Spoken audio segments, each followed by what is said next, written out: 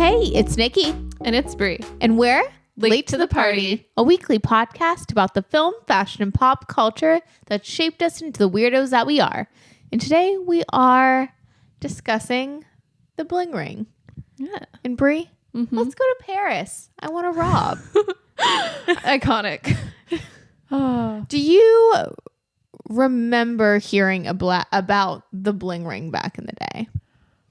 Vaguely. Like, to be honest, since so much time has passed, I forgot that this was like a real story and not just like a Sofia Coppola film, you know? I always forget that as well. Like, if someone says the Bling Ring, I'm like, oh yeah, the Sofia Coppola movie from 2013. Yeah. Like, I didn't think about all the scandal involved, but I do remember like the Nancy Joe, like Sales. the phone call. Like Alexis Nyer's phone call. I feel that's something in like our pop culture lexicon. That's just like embedded is Alexis Nyer's being like, I didn't wear 6-inch Louboutins. They were kitten heels, you know? Yeah. It's like comedic gold. Nancy Joe. Yeah. I feel like, remember those websites? Like, I was a big Tumblr person back in the day, which is why I probably associate the Bling Ring with the Sofia Coppola film, because it was such a like this movie is 2014 Tumblr. It's like a period piece for the Tumblr, like just people, you Definitely. know? Yeah, like the whole aesthetic. Yeah. The big sunglasses, the striped shirts. Yeah. Well, because this Short movie shorts. was just so heavily on Tumblr as well. It's just like the font of the Bling Ring is major. Emma Watson dancing in the club. To 212 by Azalea Banks. That's like our culture, Brie. Mm-hmm. But yeah, about the Bling Ring, like the real life Bling Ring. I feel like that was a very much like, remember Pop Culture died in 2009, that Tumblr? Vaguely. I feel like they would have given like that's where I got a lot of like the things that I was a little too young for in like early 2000s, the 2000s pop culture stuff. I feel like I read it like later on at Pop Culture died in 2009. I feel like they debriefed me on everything. Gotcha. Was that like one of your go-to? Yeah, like, they Tumblrs? raised me. Yeah. Nice. But so I remember hearing a lot, like the whole rundown from that site. Of the Bling Ring? Yeah. Ooh. Like, yeah, because like, yeah, I'm like, what were we doing when that was happening? Like, I mean, this movie came out like a couple years after, right? This movie came out in 2013, and then the actual Bling Ring happened between October 2008 and like August 2009. Yeah. Yeah. Not a lot of time. I don't know.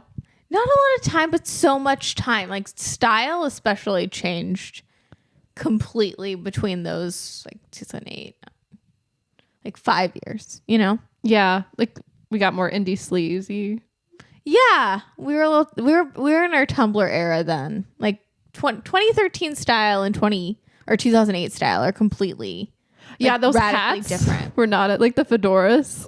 I feel like in the movie and probably in real life, like those fedoras were like the epitome of fashion, and now we look back and we're like, ugh, Or cringe. But lots of skinny jeans. yeah, Those didn't go away. Those like held really strong for like over a decade. they did. And now they're probably going to come back. I've been reading that they're coming back. Huh. Just when I'm ready to move on from them. Yes.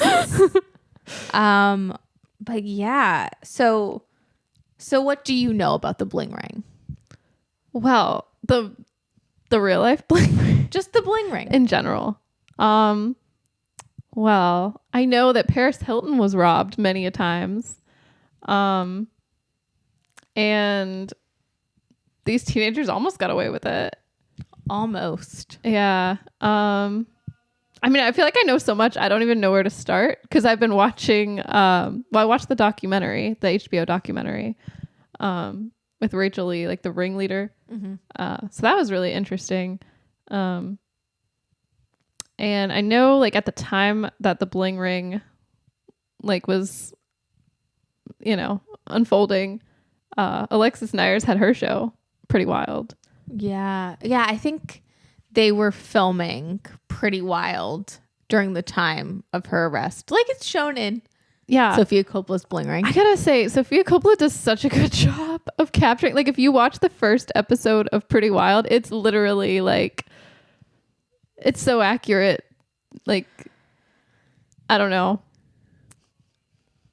Just like how Alexis Nyers, like her mom is like making the vision boards and just, I don't know. It's comedic gold. I think it's crazy too that it almost like self-parodies. Yeah. Because you would think, like, because I watched the Bling Ring before I really knew about the actual Bling Ring, I was like, oh, you know, Sofia Coppola is talking about consumerism and like she's, you know, she has her own like sense of humor and she's parodying those people. Right. That's what I thought too. No. And in fact, every single actor is underplaying it. Because when you see the real life footage of everything, it's crazy pants. Like the show Pretty Wild and hearing everything that comes out of Alexis Nyers' mouth, you would think you're making up. Or like even in the Vanity Fair article, the what is it called? The Suspects Wore Louboutins that came out in 2010. Like I could not believe that this was like a real life person. Like these were real life people. I know. And Leslie Mann, she nails like the mom, like to a T. Like it's.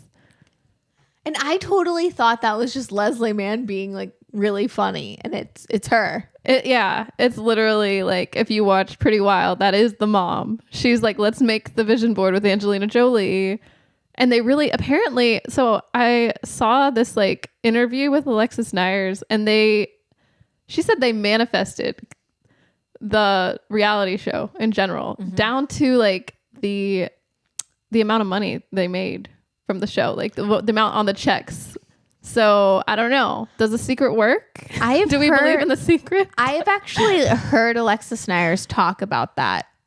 There used to be a podcast that I was obsessed with called That's So Retrograde. Oh yeah. It was like a comedy wellness podcast, and they had Alexis Nyers on, which is one of the last. No way. That was one of the last episodes that I listened to because they lost me completely.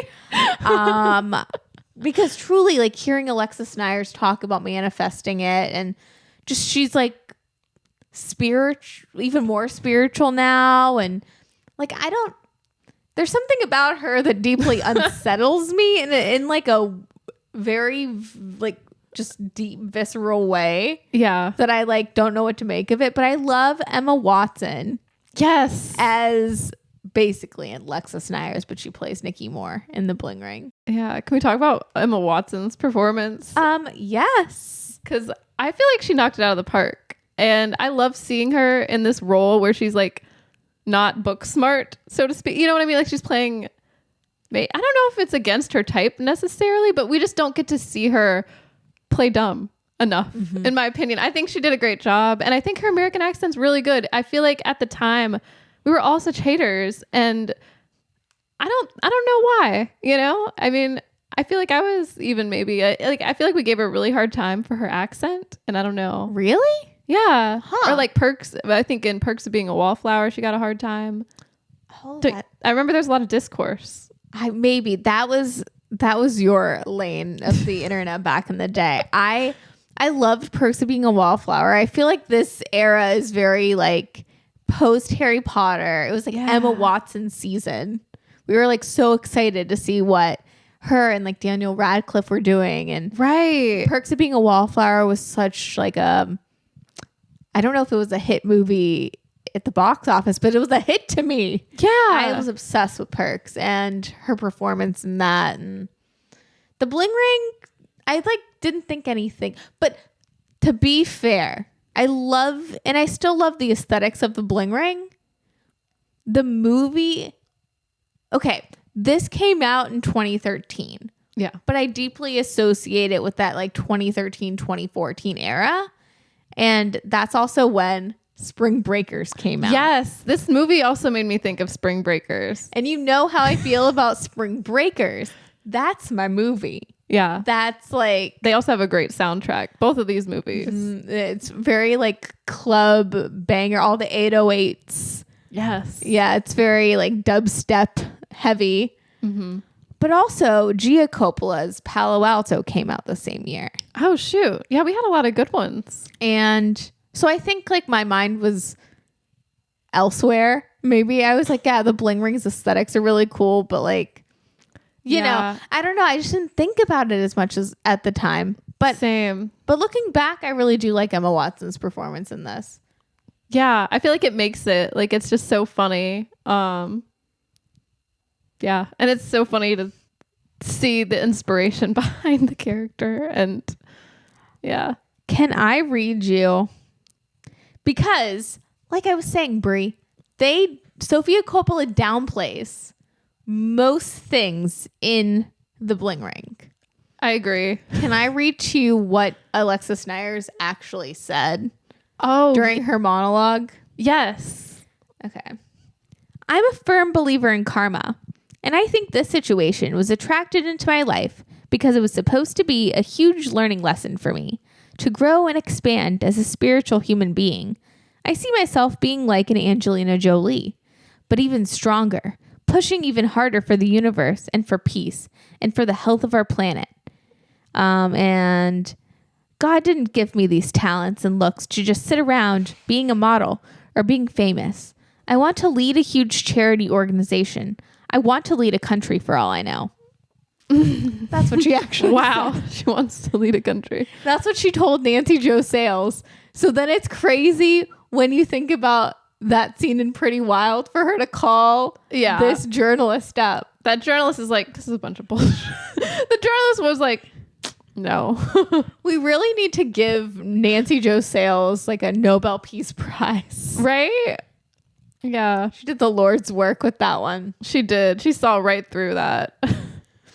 But I mean, if you watch Pretty Wild and you see how like the mom is, like it kind of makes sense that she would be that Delulu, you know? But it also is giving the same energy as like Selena Gomez being like, and I sat down with the Disney president and said I wanted to make history. You know, when you just say things on the spot, but it's like, we don't want to misattribute. That was Debbie Bryant. oh, was it Debbie Ryan? Yes. Oh. But also, I would believe you if you said Selena Gomez. This whole time I thought it was Selena. I'm Sorry, like, oh. I just didn't want you to do our girl Selena dirty like that. Oh, yeah. No, thanks for correcting me. This whole time I was like, this girl looks kind of like Selena, but different. So maybe, but I don't know. I'm like, when did she have red hair? But Selena Gomez did say, I have a blue streak in my hair. She is that clip where she's like, because it's fun and edgy. Oh, okay. Yeah. Yeah. I guess it's, well, all right. Well, still of that era, for sure. But that energy. Yeah. It's being young, too. Mm-hmm. I'm trying to give her the benefit of a doubt. I want to be like Angela. What did you say? Like Angelina Jolie, but even more, but stronger. I feel like being more philanthropic. Yeah, philanthropic. I don't know about you, but we are 2000s kids. We are. Like, this is the era we grew up in. The era of the actual crimes. Yeah. Like, we, you know, were younger than the people committing them, but not crazy. These people were actually teenagers. And we were just kids. And I do remember that era of being like, oh, Paris Hilton's famous, especially at that time, for virtually nothing. And I remember, you know, hearing like people like Paris Hilton or Nicole Richie, you know, would be like, oh, Angelina Jolie is such a philanthropist. You know, you'd hear like the people on the hills say things like Alexis Nyers is saying. Yeah. So I think it's just coming from like Alexis Nyers, who's obviously like younger and not a celebrity yet. And I think that's why we loved the Kardashians starting out too. It is this level of delusion, but also like aspirational themselves. That's why I think The Bling Ring's a very interesting film. It is. I think it's fascinating. I kind of want to watch it like again.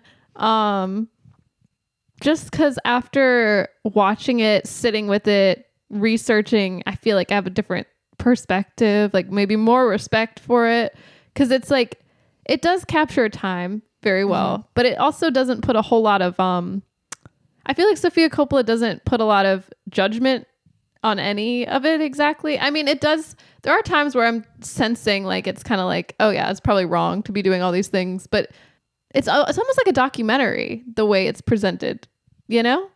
I can see that. And I think it's interesting because she comes from wealth or like nepotism or whatever, but like I wonder, I don't know. It's like she doesn't make the kids too sympathetic, which is interesting, but she doesn't make them too much like villains either, but they do end up getting away with a lot, you know? I think it's just more of a reflection of society, maybe. I think so. It's definitely, well, you know, a lot of films are a mirror to society. And I know in Sofia Coppola's films, a lot of it is a mirror to herself. Yeah. So yeah, I agree with you that I do want to watch The Bling Ring even again. I want to like keep watching this film until I get it, because as such a big Sofia Coppola fan, I can watch The Virgin Suicides and understand what she's saying. I can understand Marie Antoinette. I totally get Somewhere, you know? Like I get her films, and she does talk about common themes in a lot of them, including this, which is how I'd like to structure this episode, by the way, just at the top, through Sofia Coppola's lens and her typical themes. Yes. Because I do think that's really interesting for this topic specifically. It is. Yes. So but I just think this film is very ambitious in that way, because she is having to juggle a lot and a lot of thoughts about it, and the way she presented it, I think, is very well like done, because you're right, it is like a documentary, or it's just different from any other Sofia Coppola film. Yeah, I don't know how to put my finger on it, but it is, right? Like, yeah. It's also, is the main protagonist a male, or? That's what I was thinking originally, and then I kind of nixed that idea because it got me thinking about it. I think Mark in the film is the most sympathetic character, which I don't know if that is like why my mind was like, oh, he's the protagonist. Yeah, and he does narrate. It is through his lens. So maybe in that case, but I do feel like, I think that there's always in not in Marie Antoinette, but in most Sofia Coppola films, there's a female and a male. There is. Yeah, like, in Virgin dynamic. Suicides, there is. For sure. Well, in a lot, yeah. Well, it's through the boy's lens. Yeah. It's through Mark's lens. Sofia Coppola does do things through a male lens sometimes. That is interesting. Yeah. I think maybe like The Bling Ring, the film, at face value, we get just vibes. And we always talk about Sofia Coppola films, or society does, and they're like, it's just vibes. So I don't know, maybe we're just thinking like it's just vibes, girlhood. Yeah. We're, all the females, Sofia Coppola, a female. And then just not thinking about, oh, well, she does have a male perspective in a lot of her films. Yeah. I haven't thought that deeply about it till just now, but I think you're right. And like Stephen Dorff is the lead in Somewhere. See, and I still haven't seen Somewhere, but I enjoyed it. And this is Somewhere comes right after or before The Bling Ring. Somewhere's before The Bling Ring. So yeah. I did read that she wanted to do something kind of different and something maybe in poor taste, because I had obnoxious. Yeah. I'm like, yes. And I love that. I love if we're going to talk about one scene that stands out to me, it's the opening scene. Oh, the very opening? Yeah. Because this film opens with Well, Sleigh Bells, Crown on the Ground, Love it. which is a banger. Love some sleigh bells. Oh my God. And Crown on the Ground is the perfect song to just kickstart a film, especially a film where, like she said, she wanted it like to be obnoxious and important, you know, just balls to the walls, just like we're going to get into it. Yeah. And then it has that, like, I love her intros just in general. And there's a lot of like, it's almost like a still life of what's happening. Like it's, you know, the shoes or like the jewelry, like it just kind of pans to like the objects and just sets the scene and the tone. And but it's also a crime scene. yeah, it is. And does it remind you of any other scenes in any other films? I would say Marie Antoinette. Yeah, definitely. I want candy. Yeah, for sure. But it's different. Something's amiss, you know? Like it's not talking about vibes. The vibes are different this time. I also love, I don't know if you caught when they're doing the names of like the actors and directed by and written by Sofia Coppola. There's a shot, like you were saying, like a still life shot of all the jewelry. Yes. And it says written and directed by, and then there's a necklace that says rich bitch. I love that necklace. It has Sofia Coppola. Is she the rich bitch? Is she the rich bitch? I love that. I was like, what a necklace. That's cool. Yeah. Yeah. But it is splayed out like it's written and directed by rich bitch Sofia Coppola. That is so cool. I love that. I'm gonna have to watch that again. Yeah, that's like my favorite part.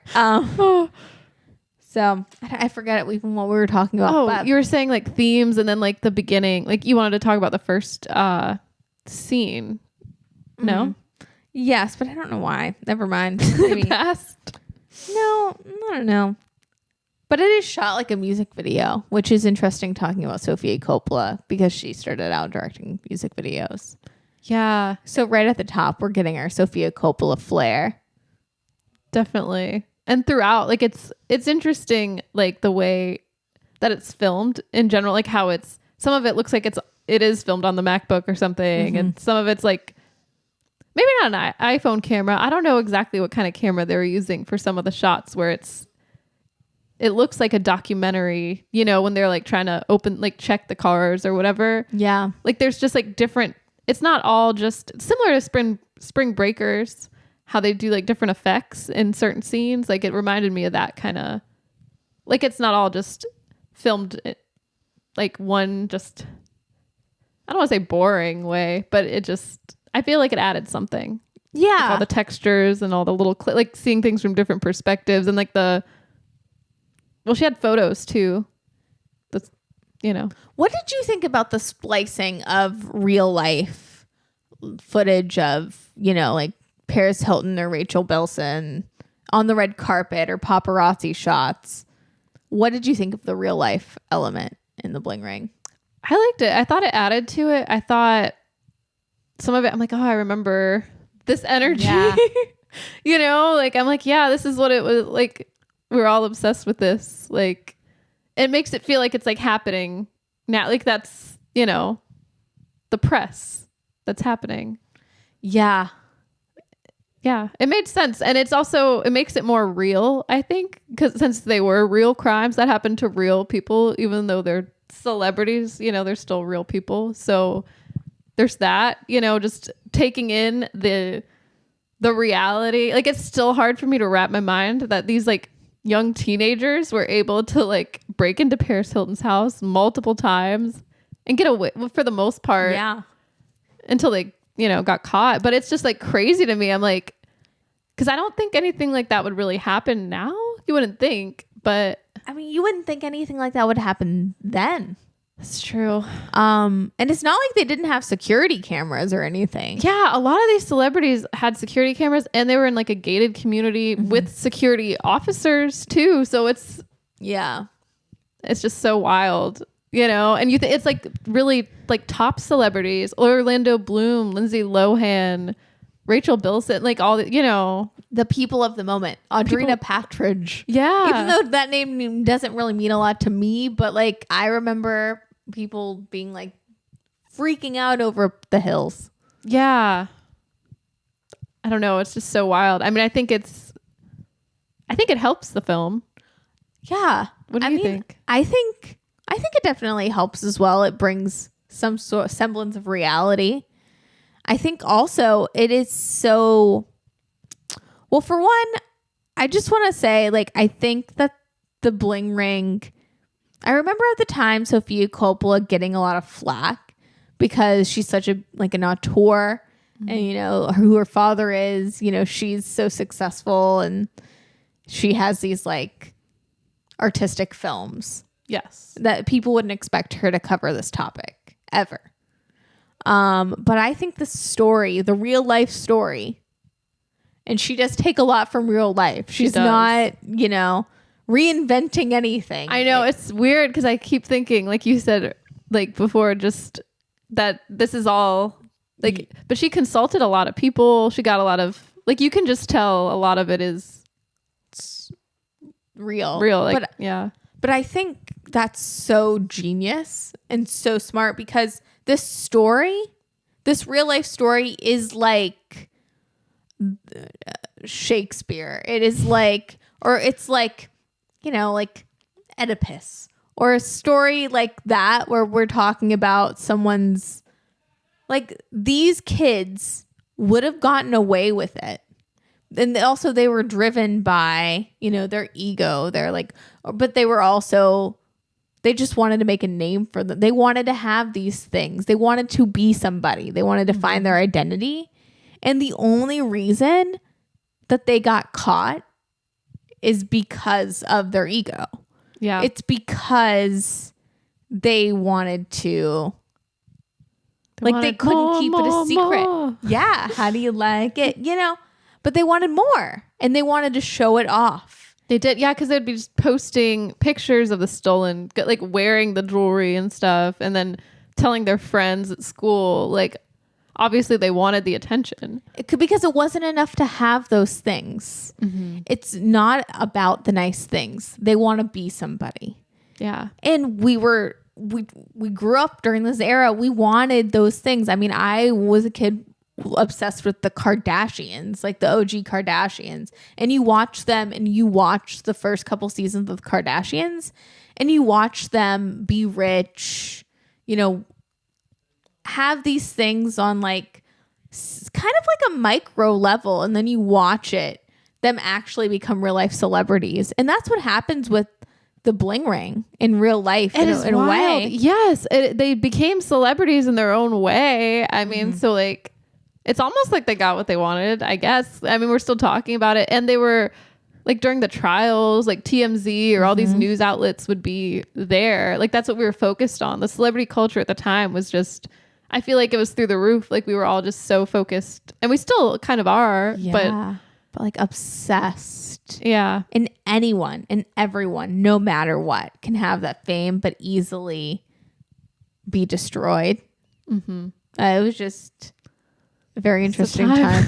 But I understand, like this story, this real life story is just like prime for a film. So I understand now as an adult, I can understand why Sofia Coppola would want to do this project. It makes sense.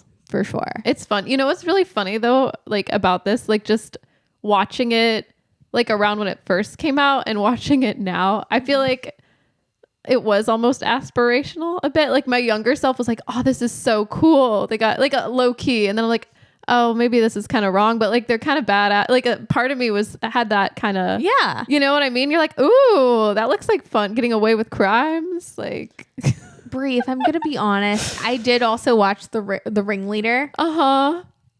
I get it. I think in real life, Rachel Lee is the most sympathetic of them all. I agree.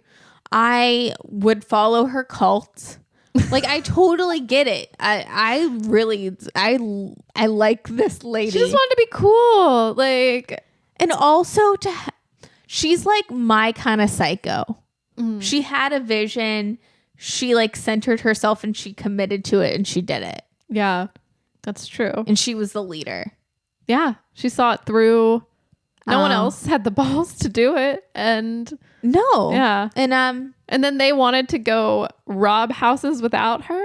The audacity. No, I blame Alexis Nyers. Yeah. I don't know For why stealing I do. Nick Frugo, her friendship. Yeah, pretty much. Or like, I don't know, in the real life story, and I know it's skewed Yeah. in that documentary to like sympathize with Rachel. Right. But I totally get like, that's even a story in itself, because that whole being a teenager of it all and wanting to fit in and have these identities. Actually, when she was talking about that, I was kind of like, oh, wow. Understanding where she's coming from. Because the film doesn't touch on any of that. They're just, you're kind of on the outside. You're just kind of watching. You're like an observer, I feel like, for the most part. But then I guess Nick is like narrating. But I feel like I don't feel super close to any of the characters. Like, I don't feel like, it's kind of like I'm just observing.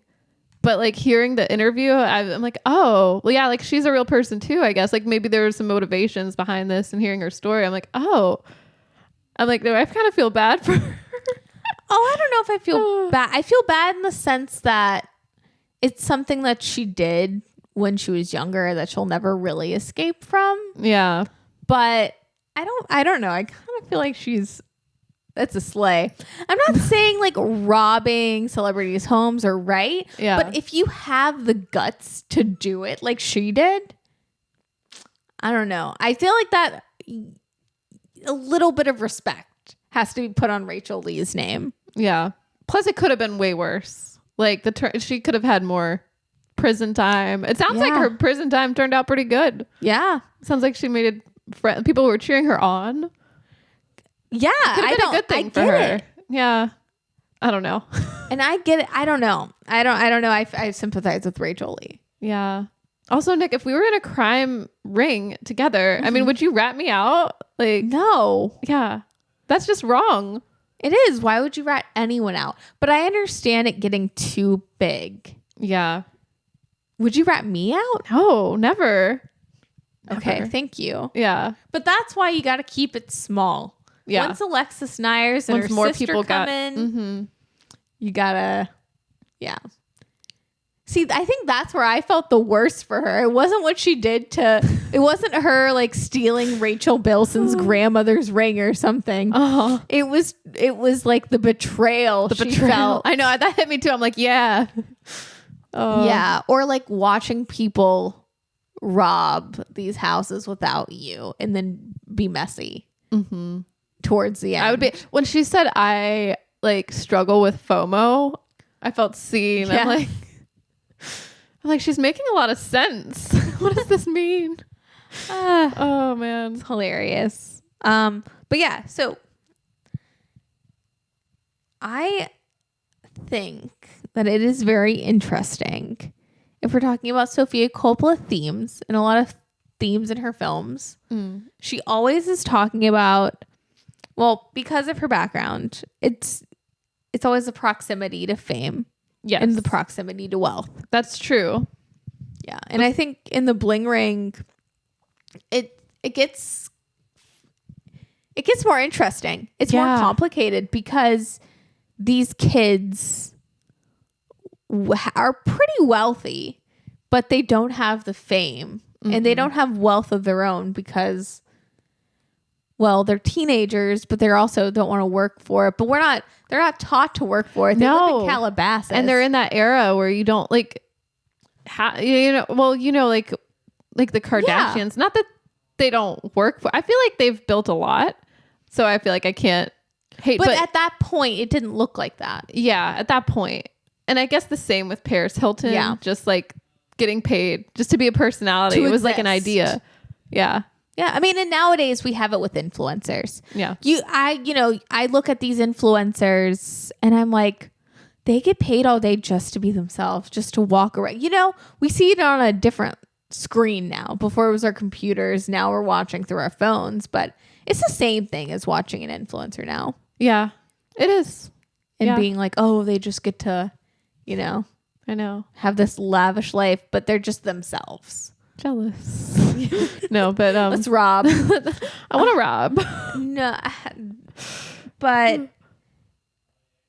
yeah, throughout this film, the proximity to fame they get closer and closer and closer until they are actually famous, but they're also going to be forgotten and it's like, for what?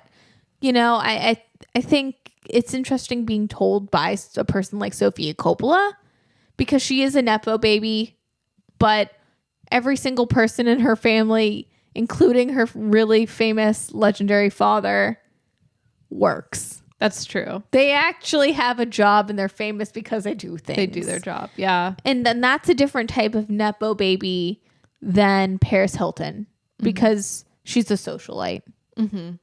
Or even, if we're going to talk about Nicole Richie, who was big at that time. Like, her father's Lionel Richie, but Nicole Richie didn't really do any. It was just by proxy. Yeah. But Sofia Coppola doesn't really have that relationship because... Yeah, maybe that's why she has a different, like, lens. And also all the time that, like, back in the day when people were giving Sofia Coppola shit for being a Nepo baby and not working, she was directing music videos. She started a fashion line. Yeah. She was modeling. She was doing things. She was. And it wasn't this era of doing nothing. I think that's, like, the persona of that time created by Paris and, like, Kim Kardashian. Yeah. What are your thoughts on the theme in the Bling Ring of the proximity to wealth and fame? I mean, yeah, it definitely gets blurred. I feel like in the film, just like in real life, it is like an aspiration. Like, it's seen as like, this is like the ultimate goal, just to be rich and famous. These kids. The kids, yeah. And also like excess, I feel like, just like having a lot of stuff. Like, I remember we talked about like Juicy Couture. We did that episode. And just like how like we looked at like just like what we valued at the time, I think, was things. Like a status symbol. Yeah. Because you are somebody. If you in 2006 had a Juicy Couture tracksuit in Uggs, you were somebody. Yeah. And we all wanted to be somebody. So I feel like it definitely captures that, wanting to be someone. And then I think it's interesting, like, that, and I know we're just talking about the theme, but they're in such close proximity, like physically as well. Like, these specific kids are like, we, but I wonder if they weren't, like, if you weren't living in Calabasas, or, like, does it affect you more when you're like so close to the celebrity culture, like physically? But, like, we're pretty removed. Like, we didn't grow up in that area. I mean, so in California, rich is different than like East Coast. East Coast is different than West Coast for sure. That's true. Yeah. Like, what is considered rich or middle class or values as well. Because I remember being a kid during this era and going to New York and stuff. And it's just a different value system in general. I think California is just a different world. Even now. Yeah. You hear it's like different. But yeah, it probably is. Yeah. Yeah. It's just like the culture almost. Yeah. I don't know. It's very, you think of LA, you think of beautiful people. You do. It's a tan people. Beautiful tan, beautiful landscape. Yeah, the desert.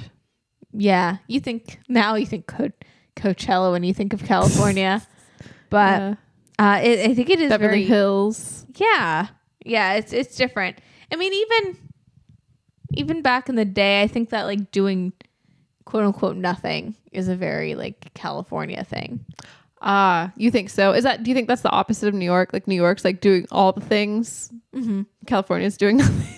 Or doing like California can never be quiet luxury because they can never keep quiet. Like, that style, like you were talking about Juicy Couture, is very different than like East Coast wealth. Like, just New Yorkers, black all black, everything chic. Yeah. You know, keep it to yourself. Keep it Keep it to yourself. Keep like, yeah. you know, like New York wealthy, you think Succession, you know, not Kardashians, if that makes any sense. I know that's two different eras, but it's just a different way of showing your identity. One's a little more quiet and one is definitely not. Is that what you're saying? One's loud. One's very, very loud. loud. Yeah. That makes sense. But speaking of identity and stuff, I thought it was really interesting in that Vanity Fair article from 2010. She talks to, I don't know if it was an attorney, but one of the people working on the case. And he said that he was struck by the stalkerish aspects of the crime. He said it may be a stretch, but is wanting to wear somebody's clothes different from wanting to wrap yourself up in their skin, like that guy from The Silence of the Lambs. You know, honestly, that is a good point because it's weird anyway, like, you know, wearing someone else's clothes. I think like when you're, you know, like just stealing or breaking, like that whole idea, but like when they're a celebrity, it's even weirder maybe because I feel like we put our celebrities up on pedestals. They're like untouchable and they're like larger than life. And then like, yeah, you would think that putting on their clothes is like trying to be like that or have like a part of them with you. Like it's a little weird. Yeah. It's like, it is stalkerish. Yeah. It is like, slicky. it is like Rebecca, the character in the movie, or, you know, Rachel in real life.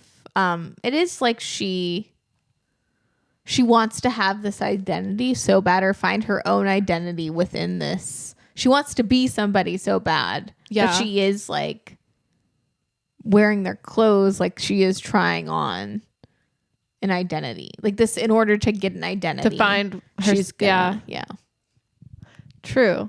Yeah. Like this gives them purpose, especially in the film. It is interesting, like juxtaposed to some people in the ring would sell the stuff they stole, like all the designer bags. But it is interesting in the film seeing the scene with Mark on his bed, just texting, wearing the shoes, Paris Hilton stilettos. Yes. Like that always sticks out with me, like thinking about the theme of identity. Yeah, it does play with that idea. And they do kind of seem lost. At least him and like the character that's like Rachel Lee's character. Rebecca. Yeah. They both seem pretty lost. Yeah. They're like two souls that meet and they're like lost, but it's kind of a love story.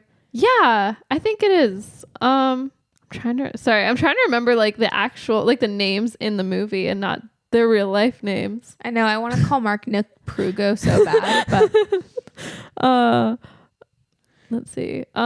Which, did you know, Brie? Your favorite scene in the movie when Mark is dancing on his MacBook to Drop It Low by Esther Dean. Yep. In like sepia or black and white or whatever. Yeah. Which could have been you. I feel like that was you. It was. But that's based on, that's like a real thing Nick Prugo did. Yeah. Icon. Legend. That, like, when I found that out, that shook me to my core. Because I spent, you know, just 10 years this movie came out thinking that was just like, oh, Sofia Coppola's way of being like, this is what kids are like in 2013. Yeah, but it is a real, like, he actually did that. There's actual footage, like, of Nick Prugo smoking a bowl and twerking. But that was a thing. Like, we also, like, I feel like that's when we were becoming selfie obsessed. It was happening. Yeah. Kim Kardashian was right when she wrote that book about selfies. Yeah, I don't. I feel like that's gonna be a marker of. That is definitely like a marker of being a cusper. Yeah, because I would say we're very much like young millennials, beginning Gen Z. Like we're on the cusp. Yeah, and that's the thing. You know, if someone's a cusper. Well, also if you go hey now, Hey now. No. This is what dreams are made of. Okay, phew. I'm like, am I Cusper? If you say, hey now, you're an all-star, you're a millennial. And if you say, hey now and nothing, you're Gen Z to Gen Alpha or Gen Alpha. Yeah. You know, you're like, what you're talking about, old woman. But I feel like a defining cusper thing is the MacBook generate. Like there's something about this lost footage. You know what I'm talking about. Of like, you would like pretend you were Kim Kardashian or something. You pretended you were a YouTuber. You did. It was all pretend. To your MacBook. You would put on your like Clinique or like whatever sample lip gloss you got. Yeah. Lip sync to it, like TikTok by Kesha. Yes. But then you wouldn't just do it in a regular screen. You'd make it black and white. Yeah. Then you put color the on rainbow. It. Then sepia. The 4, and it'd be like 4 frame. You'd do all these crazy effects for no reason. Yeah, we didn't have the like. This is before TikTok, so it wasn't as advanced with all the filters. You only had the few. Where did it go? Because you couldn't put it on Instagram, because at that time you couldn't even do video on Instagram. So you put your selfie on Instagram, but where does the rest go? Into the ether. Just ether. Yeah, like a lot of it, I feel like I would never post. It would Twitter? just be me or like to friends. Yeah, to a long lost Twitter account. Tumblr sometimes. Yes. But yeah, that's like a core memory. Yeah, I'm like, oh man, were we all Nick Prugo? Like, I don't know. There's footage of me out there dancing to Kesha. Probably Drop It Low. TikTok, yeah, that too. Oh my god, I saw that one Demi Lovato video where she was crumping to Drop It Low for her birthday. So inspired. Recently? No, it was back in 2010, and that was apparently when she was like high on drugs and stuff. I came to find out later, but I was like, this is aspirational. Yeah. Like, I'm like, oh yeah, for my 17th birthday, when that day comes, I'm gonna totally be like, get my girls and we're gonna dance hip hop at a club. And we're gonna dance hip hop. Oh man. Cuts to like 2 weeks later, Demi Lovato gets kicked off the Camp Rock 2 tour for punching a girl in the face. Oh wait, did she really? That was the same era. Yeah. Holy shit. Wait, there was a Camp Rock tour? Yeah, Camp Rock 2 tour. They did like what, the soundtrack? They just tour and sing it or something? Or because she was a singer. I don't know all those details.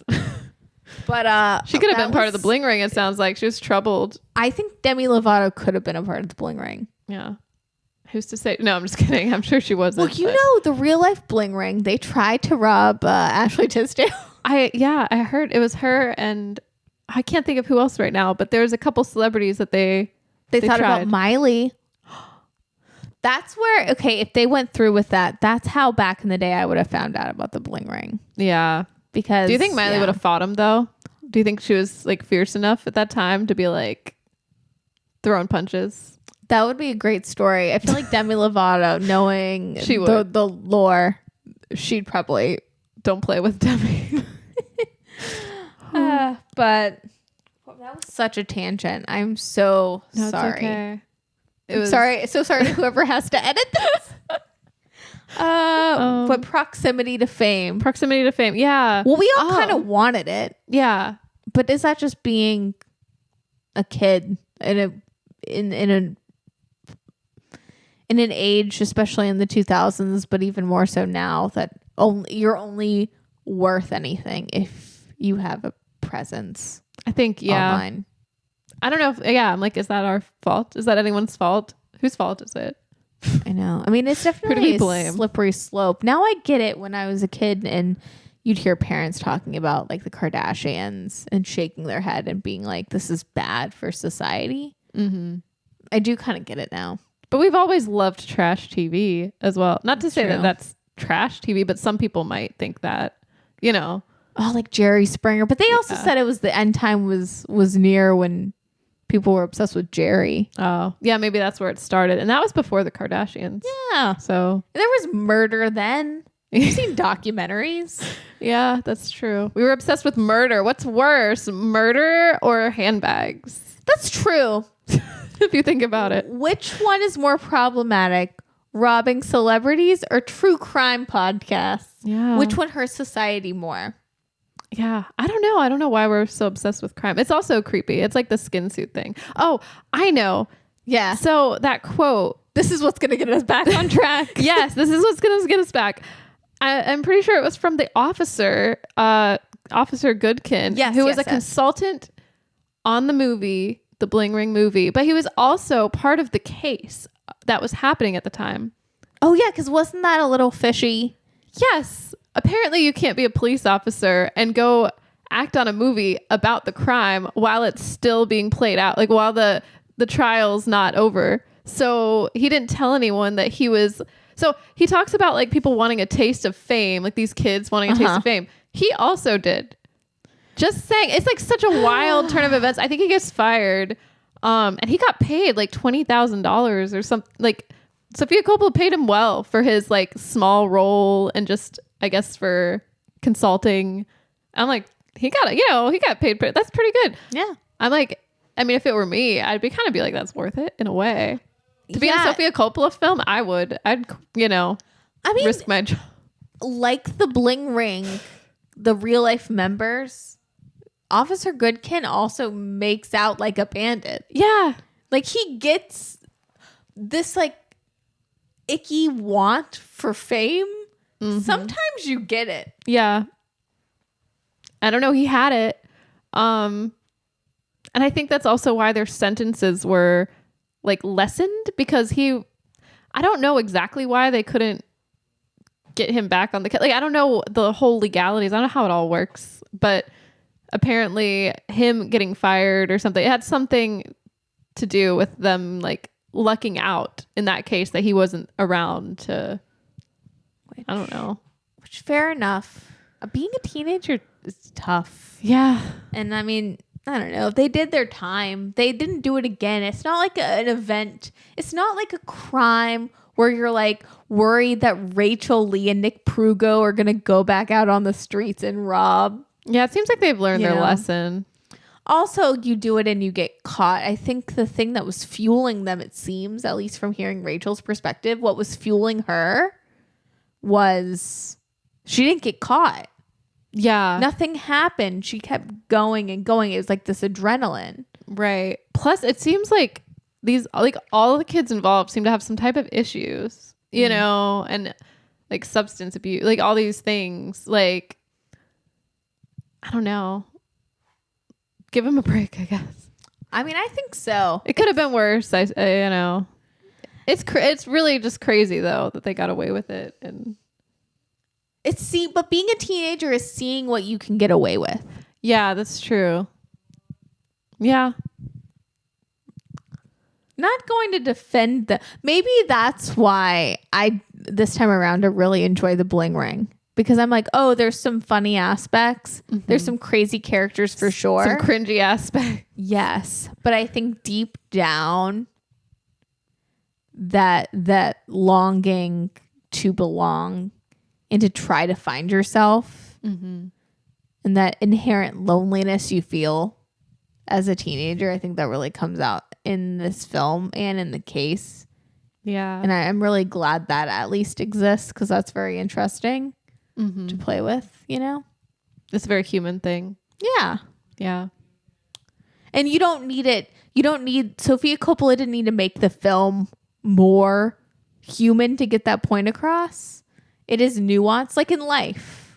I think, you know, like the real life case. Like, I think that I've never talked to someone about this film and them really be like, these kids were bad kids. Yeah. Because I think there is this part of us that like, it's either the Robin Hood aspect or it's that knowing like, well, they were getting away with it. And don't you just want to be in the proximity to that? Don't you want to, like, why wouldn't you? We understand on some level, if that makes sense, like what motivated them without even having to be told. Yeah. Yeah. I mean, yeah, if you were getting away with something like that, like you'd probably be like kind of desensitized anyway. And you'd be like, yeah, why not go to the next level? You know? Give me a challenge. Just more and more and more. Yeah. Yeah. I feel like I could have been a Rachel Lee in I think another you life. could have. Yeah. Maybe that's why I'm like, that's my girl. Also, I do relate to Leslie Mann's character as a mom. Oh my God, Nick. Yes. Oh my God. I looked over at you a couple times because she was like teaching the kids the secret. Oh. And she was like, be like Angelina Jolie on the mood board.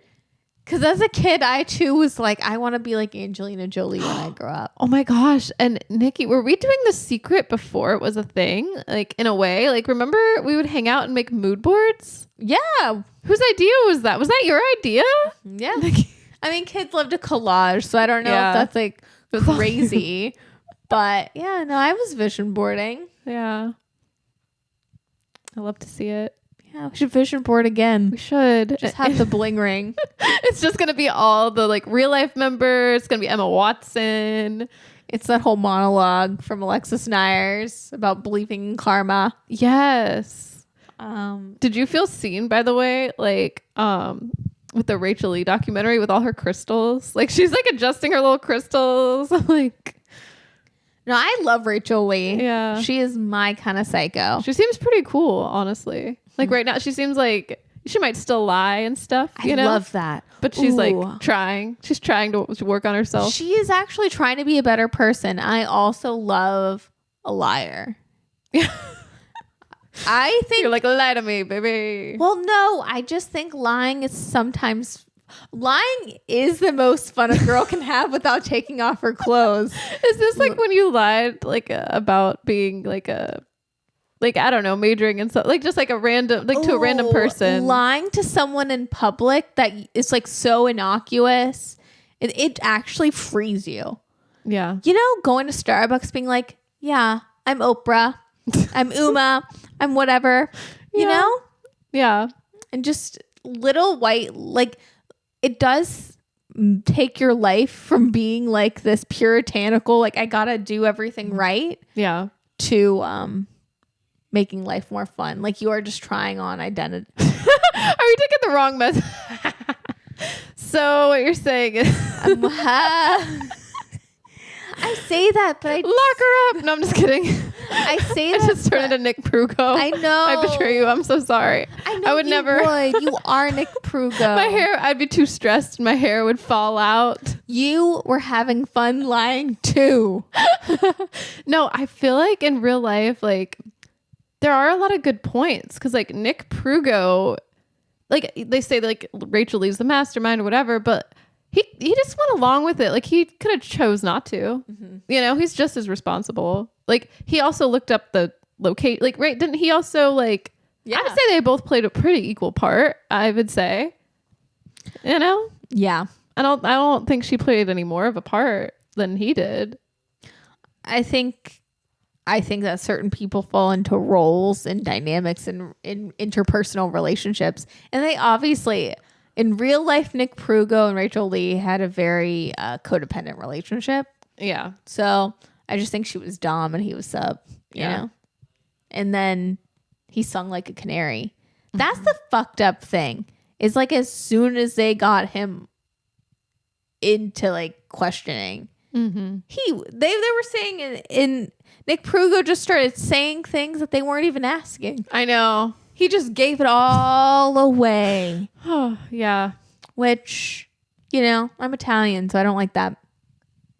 I don't know. I don't want to be Lady Gaga, but no, I don't think ratting out your friends, your family. No, that's the part of me that I'm like, I would never. Yeah, there's certain codes. You might rat out someone you don't care about, but you don't rat them out. Yeah. Also, I just saw Casino. I've been on a Martin Scorsese kick. Ooh, I've never. Well. I can't say I've never seen because I haven't seen it in a long time. So I don't think it's appropriate for children, right? No, but you're not a child anymore, Brie. I know, that was the last time I saw it. Brie, lie a little and see Casino. Oh. But I don't even know what that point was. This is going to be a very interesting episode. I know. I feel like we're like, you know, we went from being like, this movie says a lot about society to like, you know what? Let's rob. Let's rob. I want to rob. it is funny. Like Nick Prugo talks about never discussing the why, and basically the motive was Rachel just wanted to look pretty, and I just followed Rachel because I loved her, which is fair. Part of it, but he probably wanted to look pretty too.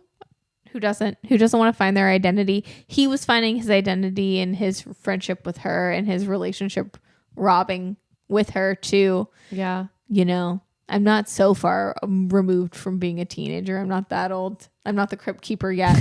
I know what it's like to be a teenager. Yeah. Want to belong. Well, fit in. I know. Yeah. So I don't know. I know. I'm like, if the circumstances presented itself, who, you know, it could have been us. It could have. I could have been Rachel Lee. If we were in Calabasas, that's what would have happened. Well, we know. I would be Rachel. You'd be Nick Prugo. You'd rat me out. I would not. I don't think I would rat out the other ones, but not you. You'd accidentally rat me out, ratting out the other one. Oh no. Probably. But yeah.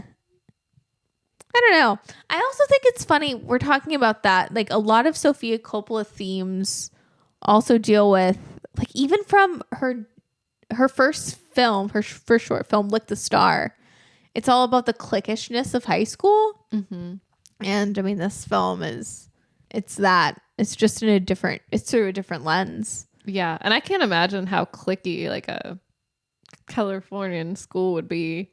At the time. Well, and it's funny because it was Indian Hills, so they were at like an alternative school. Right. So they were already like outcasts in one respect. Yeah. But I even think it's interesting. Like they do it in the movie and they did it in real life, the car checking.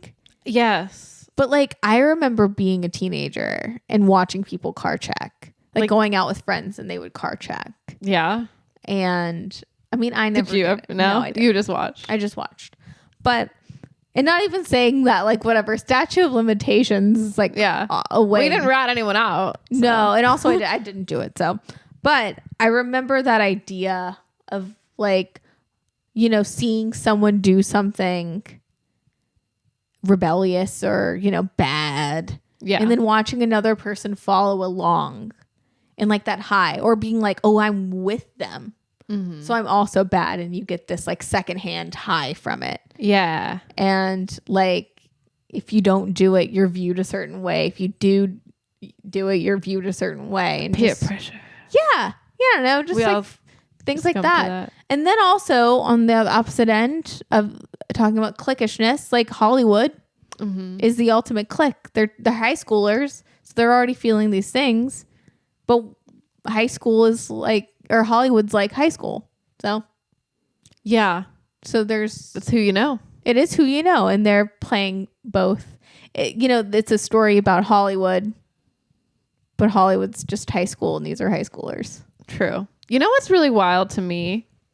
The fact that when Alexis Nyers gets like locked up or whatever, Lindsay Lohan is also in the same jail.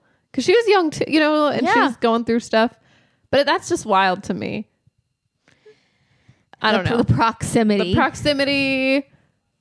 Also, like, being in, maybe not in the same cell, but close enough to someone that you allegedly robbed, you know? I mean, and I think this is true as well, but when Rebecca, who plays the Rachel character, the scene in the film when they tell her like Lindsay Lohan's aware of who she is. Oh yeah. And she like not snaps, but you can see like this shift in her character. Like, really? Like she knows my name? Yeah. And it gave me like chills. And I can't explain why, but there is this like weird idea of like, you think no one, like you want this so bad. The skin suit idea. It's a skin suit. Yeah. But also that feeling like of your, you know, your throat just falling into your stomach, or like, I'm sure there's a fear like, oh, Lindsay Lohan knows your name, but not in a good way. Yeah. But like, she might hate you. Fucking hates your you. idol might actually hate you. Yeah. You wanted to wear her skin suit, but she like despises you, you know? Yeah. Yeah. That'd be a letdown after all that robbing, and that's what you get. Yeah. It's like that monologue at the end of the movie where Mark talks about you know, he wanted all this attention and then he got it and it's not for something good.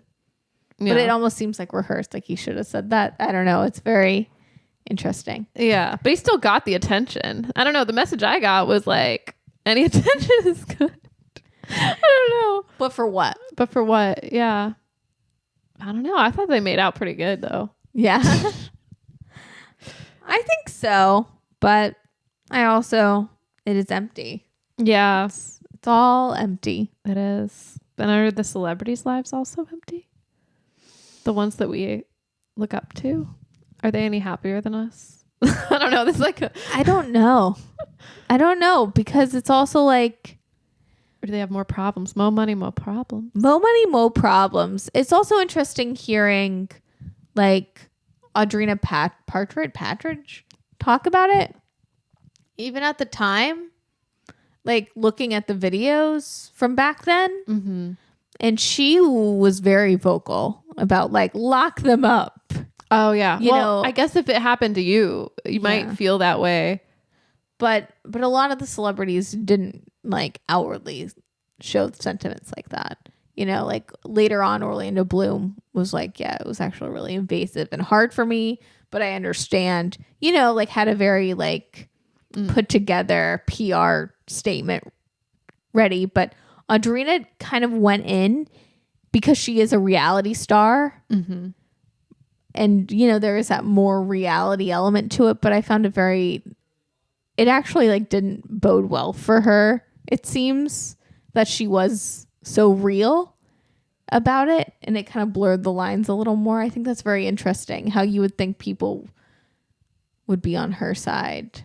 And then no one was. Well, I don't know if people were not on her side, but I don't know if I don't know if it actually like changed anything except was like, oh, this rich person whining. What about Paris Hilton? Do you think the same thing for her? Because I think there's some footage of TMZ like chasing her down where she's going either into the courtroom or out of the courtroom, like one of those days. And they're like, you know, is there going to be any punishment? How much time do you think they should get? She's like 10 years or 20 years, something like that. Yeah. And they're like, well, I think they try to ask her about how much they stole or something. And I don't know. We don't really find out till later. I think that like some of it, you know, obviously there's like some things that's like Lindsay Lohan, I think she says, oh, I wasn't worried about like any of the things, like that stuff can be replaced, but it was more like an invasion of privacy. Like and then she ended up moving, I think. Yeah. That's the scarier part, which, you know, that totally makes sense to me. Yeah. I feel like if I was a celebrity and that happened to me, I probably would just move. Yeah. But then if you've built your house like a specific way, like Paris Hilton's house, like I don't know how you could recreate that. It's such a sleigh though that they got to use. Sofia Coppola filmed a little bit in her home. That is so cool. I love it. Her club room and her pillows. Yes, her Paris pillows. Yeah. I think for Paris Hilton though, it is a little different because they went to her house 5 times. Yeah. They, you know, at one point, was it Rachel? Or am I thinking about the movie? It's in real life, right? Where she had her spare key. Oh yeah, they made like a spare key. They took the key and then I guess made spares and then brought it back. So she didn't even know. It was only like the last time that they robbed her when they left the place. They like ransacked it pretty much and took all her jewelry. And that's when she knew. Yeah. See, that's completely different than a one-off too. Like that like feeling. Yeah. I mean, none of it's okay. Yeah. But I think like optically, you know, like you can better sympathize maybe with Paris Hilton because that is like a different level. Yeah, the frequency of the break-ins. It's the skin suit thing. It's not the robbing thing. It's the skin suit thing. And then they're dancing on your stripper pole. Like you looking at the footage, like if you I'd be upset too. And then she said they actually stole like some of her grandmother's jewelry, like things that were passed down in her family, which then you're like, oh, that's because I feel like you just don't always think about celebrities having those kind of regular things all the time. And they're not regular. They're not people at a certain point. Yeah, we depersonalize them. So but yeah, we do. But we still do. But now it's not just celebrities. Now it's internet celebrities. Now it's influencers. Now everyone is depersonalized. Well, and then it blurs the lines. Either we like personalize them so much or we dehumanize them. It's so interesting. It's just one or the other. We're very interesting as humans. Yeah. But anything else? Oh, can we talk about how the scene with Kirsten Dunst making a cameo is the same scene they introduced Emma Watson? 212 by Azalea Banks is playing. Mm-hmm. Like, life-changing. I love that scene. Yeah. Yeah. Paris Hilton makes a cameo. It's a lot.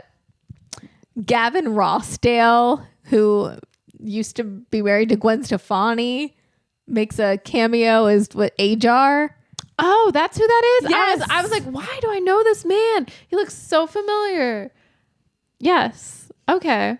That makes sense. I love that scene though. I love Emma Watson. Like her character's named Nikki, by the way, with a C though. But I also believe in karma. I love her like Valley Girl accent. Like when we get introduced to her, I forget what she says, but it's just so fun. You're like, yeah, I get it. That's funny. Yeah, and then the cameo. I didn't even catch the cameo. I had to look back. Like when I saw that in your notes, I was like, oh wait, did I miss that? Because I heard them say Kirsten, but I didn't realize that was her up there. Oh no, that was the first thing I clocked. That's so fun. I loved and gagged. I love a good cameo. Yeah. Any other takeaways? Oh, the all of the lights scene. I really enjoyed like that. I mean, up until the car crash, but like that's such a like singing in your car is such a relatable thing. With your friends, just like turning up the jams. It's all about the adrenaline. Yeah, the night riding. Mm-hmm. That's a vibe. That was a vibe. That does sell me. That makes me like really miss. I'm like my youth. It's dwindling. No, that just means I still do that. We still do that. We could still, yeah. We still do. It's just not to all of the lights. Yeah. It's a little in poor taste to be like, let's play some Kanye West. It is now. It is. Yeah. Yeah. I agree. But at the time, that song was really a bop. Well, that's the Bling Ring soundtrack is so iconic. Yeah. Like banger after banger. All that MIA. I know. Rick Ross. Right. I know. I clocked that too. I'm like, hold up. No, I think we've covered it. I feel like we've covered it, but. And it's not okay to rob. Yeah, it is not. It's bad. We're not saying it. Yeah. The Bling Ring was bad. And we didn't do anything. We didn't. And lying is wrong. Yeah. Who doesn't want to go to Paris? So true. Well, who doesn't want to wear a celebrity skin suit? I know. A fedora. Yeah. Affinity scarves. Yes. I think that's the biggest takeaway for me is the Bling Ring really did start the A24 like aesthetic. Uh-huh. And that's why this movie I don't think should be forgotten. Or the real life Bling Ring case. Yeah, there were some iconic also an moments. aesthetic. Yeah. Yeah. It's of an era. It's of like two eras simultaneously. The late aughts, the early 2010s. Yeah. It's a period The best piece. of both worlds. Yes. Smiley would say. Who, if I was in the Bling Ring, I would have probably... You would have robbed. I would have been like Miley.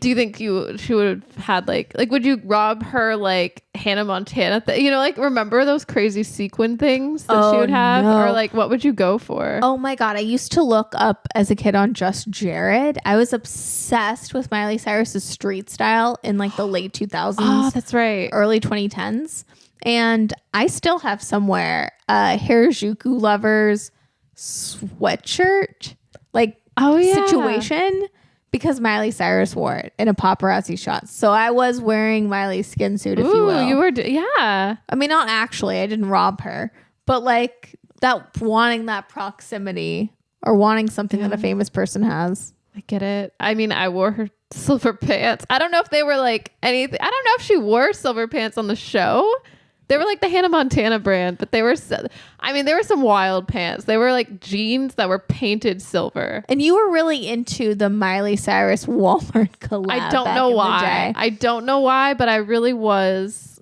And I would do it again. So like it, Yeah. But would you rob? Only with, well, just the Hannah Montana collection.